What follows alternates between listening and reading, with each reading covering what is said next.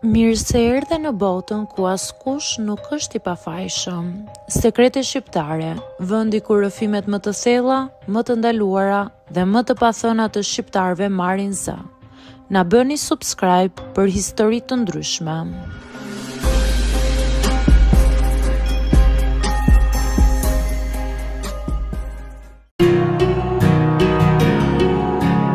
Burri më mbajti të mbyllur për 12 vite. Askush nuk dinte asgjë. Nuk e di saktësisht në cilin moment filloi të më rri. Ndoshta kur la shtëpinë e prindërve për të ndjekur një dashuri që e besoja. Ndoshta kur i dhash dikujt të drejtën të më quante e imja. Ndoshta kur i hapa derën njeriu të gabuar dhe e mbylla pas vetes pa menduar 2 herë. Por e di shumë mirë ku përfundova, në një dhomë që s'kishte as dritare të vërtet. Në fillim nuk ishte ferr, ishte thjesht kontroll.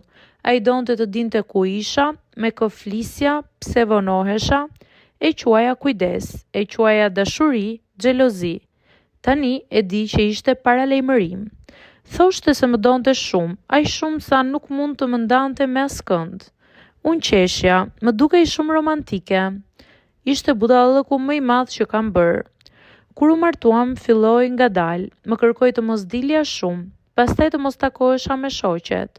Më pas të mos shkoja më te familja. Njerëzit e tu janë të ligj, më thoshte. Nuk duan të na shohin mirë. Gradualisht shkëputja u bë e plot. Nuk e kuptova as kur më mori telefonin përkohësisht, as kur më tha të mos punoja, as kur mbylli derën e shtëpisë dhe çelësin e mbante vetëm ai. Atë ditë qeshëm të dy. Mos u shqetëso, është për sigurinë tënde, më tha. Do doja t'i them vete se atë ditë duhet i kisha ikë me vrap, por nuk ika. Dhe faktikisht aty filloi vërtet ferri im. Dhoma ku më mbante ishte brenda shtëpisë, por e padukshme për të tjerët. Aty ku dikur kishte planifikuar të bënte garderob, vendosi të krijonte këndin tim. Më la një krevat të ngushtë, një pasqyrë pa kornizë dhe një dritare të vogël me hekur. Thoshte se ishte për siguri, por ajo dritare nuk hapej. Ishte thjesht për të më bërë të mendoja se kisha diçka. Në 2 vitet e para më lejoj të dilja vetëm në darkë, ecje të shkurtra rreth shtëpisë, gjithmonë me të. Më thoshte të mos flisja me njëri. Pastaj filloi të më thoshte se fqinjt nuk duhet të më shihnin sepse ishin xheloz. Pastaj filloi të dilte vetëm ai, derisa një ditë nuk më lejoj më të dilja fare. Koha në atë dhomë vinte dhe sa bëhej një vdekje pa shenjë. Shija dritën e mëngjesit si një ull të zbet që zjaste pak minuta. Nuk kisha orë, nuk kisha telefon, nuk kisha asgjë. Nuk dija ishte hën apo e diel. Vetëm dëgjoja hapat e tij në korridor. Hapat e tij vendosnin nëse unë haja, nëse flija apo nëse flisja. Për 12 vite zëri i tij ishte i vetmi zë që dëgjoja. Më ndiste televizorin vetëm kur donte vetë. Kanale të përzgjedhura prej tij, fjalë të filtruara prej tij. Bota ime ishte e dhomë. Ai e dinte dhe e donte këtë gjë. Dhe më e tërmerrshmja është se askush nuk pyeti për mua. Mua më përpinte heshtja. Jashtë të gjithë besonin se isha larguar jashtë shtetit me të dhe bëja jetë të lumtur. Ai u kishte thënë të gjithëve se unë nuk kisha qejf të flisja me njëri.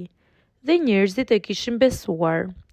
Në vitin e 12 ndodhi diçka që nuk e prisja. Ai u kthye një natë vonë, i tensionuar më shumë se zakonisht.